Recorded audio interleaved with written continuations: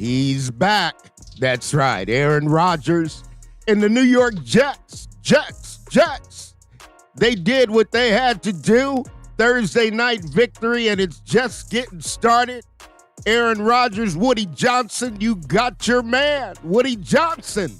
The Jets. He's back. And the only thing I'm going to tell you, it's going to get better and better and better. So Jets fans, stay tuned. You got your man. This is the Money Mike Syndicated Radio Podcast. And we're powered up by Fanatics, and we're going to tell you just the way it is. Aaron Rodgers is back. And see what he did yesterday? You know, we're just going game by game. I mean, you got a QBR 81. You got a 77 completion percentage, folks. 77, 2 touchdowns, okay? He went 27 to 35, 281 yards, average 8 yards a throw, two TDs, longest 27 and a rating. Okay, you got a quarterback rating, 118. He's the highest rated NFL quarterback in the league, right? Everything that you went through last year to finally get a moment like this in this building, fans chanting your name and all that, did it make it any more special for you? Oh, yeah, for sure. Yeah, it was a really special night. All those chants are really meaningful. I was kind of hoping for a stop there to be able to take a final knee on the field, but, yeah, special night. You talked about getting off to a fast start. Is that what you had in mind? Well, I would love to score on the first possession, but I felt like I don't think we had a 3-and-out all night. Sounds about right. So we were efficient offensively, good on third down. Spread the ball around a lot, ran the ball pretty well, pass protected pretty well. I moved out the spot a few times, halfway decent. So a lot of good things to build on from this game. Because those are things in life that you got to deal with. But here's the deal right here. This is a funny one. And I'll tell you, when I say a funny one and I tell you it's funny, it's just flat out, right? You got Robert Salah up in there, and you got Robert Salah sitting there, and he's trying to hug Aaron, right? Sorry about that. I missed it. But you got Robert Salah trying to hug him up, right? And he's like, dude, get off of me. What is wrong with you, right? You got Robert Salah's having an emotional moment.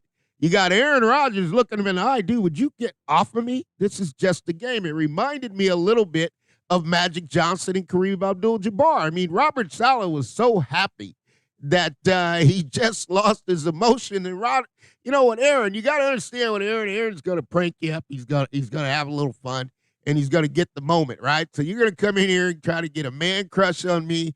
Dude, get on the defensive side of the ball. And that's funny stuff right there, right? But how did it feel for you to get out on a move like that? Yeah, it felt great. I was, feeling real good out there. I felt good pregame.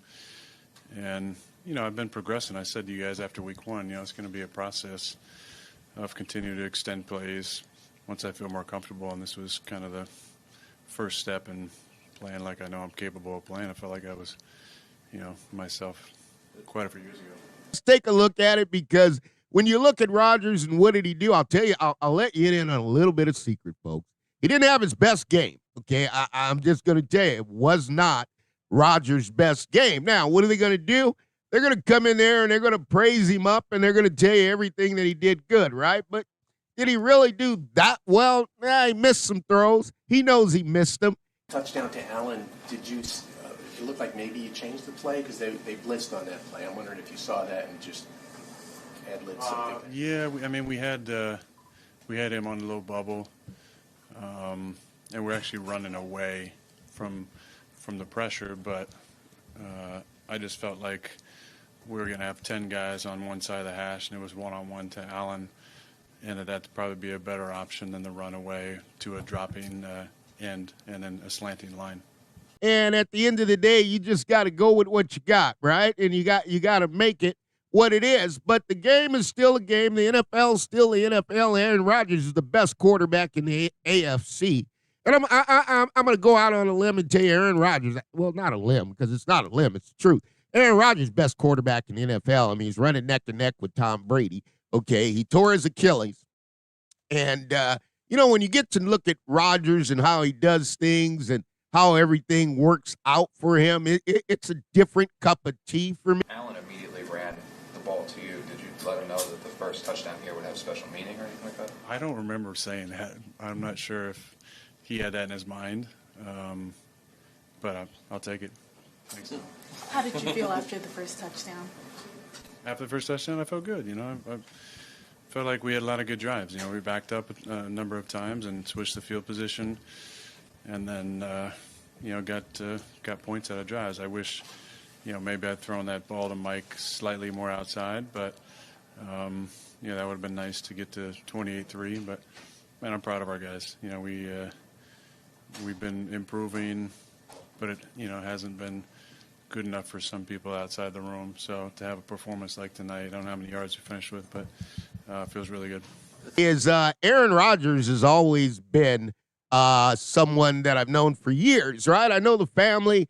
There you can see him there, and he coached my son in junior high school, right? So it's not the best photo, but the deal I learned with him is he's a coach. He won the championship at the greatest junior high school team in Chico history. Marsh Junior High won a Crescent City tournament.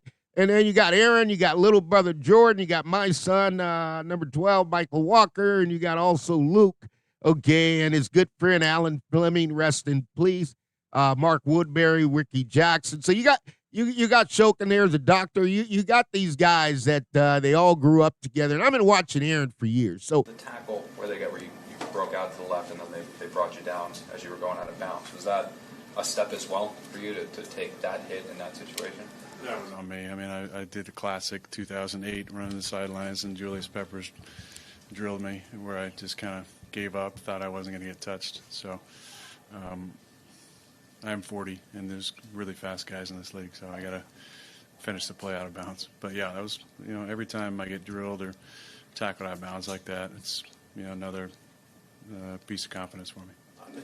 When I listen to the Peanut Gallery, and when you hear me talk about the Peanut Gallery, and I talk about one individual as a Peanut Gallery because people dog Aaron Rodgers out like no other. I mean, they'll dog him out to the ground. I mean, they dogged him so low that it was not possible. Now, let's get to it because he had some interesting things to say at the press conference. He made some great throws, but that wasn't his best game. And Touchdown to Garrett, you had gone to him the play before. He looked like he was upset that he just didn't get into the end zone. That was a tight window. Was it just a matter of you wanted to get him the ball on that play there? Well, that's one of the QB mortal sins, premeditated decision. He kind of said something coming back to the huddle like, throw me the ball again, which is great. So I said, okay. So we had kind of a run-pass option there, and he kind of got it was maybe slow in his route a little bit, so I was kind of double-clutched it. But he's the type of guy where sometimes you feel like I've learned this, but a normal ball you think is going to be on target, a foot in front of the numbers, is sometimes behind him. So I've learned to throw it even wider than I actually think. And I'm glad I did because Gonzalez was in a good spot there. G made just, for the mere mortal, really difficult catch, but for him, made it look easy. But one thing I'll tell you about Rodgers that comes through, and it always comes through for me, is you gotta really look at his eyes, right? So we're not missing anything on that report there. I mean, and when you get right down to it, the throws I'm talking about, he wasn't satisfied. He had some back shoulder throws that he normally slips right in. The Jets receivers are going to get used to those back shoulder throws. Okay, he's getting acclimated to getting on the field. He talked to you a little bit about the post game, and the way it works, folks, the quarterback's going to get all the attention. So it doesn't matter if it's Tom Brady or Peyton Manning. You're going to see when the game's over, you're going to see about 200 people. Or as this thing builds up and they get to the championship, or Tom Brady, and the one Peyton Manning was really, I mean, you're going to get about 100 reporters going to circle this guy in the middle of the field. And division opponent, felt like we started faster than we have. We were way more efficient. Got a lot of guys involved. A lot of guys made a lot of plays tonight. Felt like the line did a nice job up front, and when we had to, finish drives, we did a good job of that. And with Rodgers, for me, I know Rodgers on the NFL level. I know the family and everything. I don't know his personal life, so I don't get too caught up in that. But one thing I could do is I can look at his eyes. And when I tell you I look in Rodgers' eyes, here's what you got, folks. That's from Soldier Field coming out of that locker room when he won the Super Bowl. And when Rodgers won that Super Bowl, here's the deal that happened. We looked each other in the eyes. I saw the look. The Packers are coming out, and they're getting ready to go play the NFC Championship game. And he had that look in his eye. I can tell you those eyes. I'll tell you something about eyes that really, you got to look in an athlete's eye. You trying to build something special here, get these fans to believe in us. They've been tortured for a long time. So last year was obviously a tough year. So when you get to the A-Rod, I'll tell you this, just hang tight. He's going to be your guy. The Jets, they're back in business. Robert Salah, get ready. Wide receivers on the Jets, they're ready. Everybody's ready. And why is everybody ready? Because they're getting on the bus. They're coming in. The Giants came in, and guess what happened? They run in to the man with the plan, and that's Aaron Rodgers. In the NFL, the National Football League is bit for men, and you play the game with an eye for an eye and a tooth for a tooth. And that's what the New York Jets are going to do this year, so you stay tuned. But guess what? Your man is back in the saddle, and the Jets are going to have a great year. This is the Money Mike Syndicated Radio Podcast, and this is the Aaron Rodgers Report. We're bringing it to you. You stick with us. We'll have a big captivation, but the Jets, man, oh man, they got their man, so you stay tuned.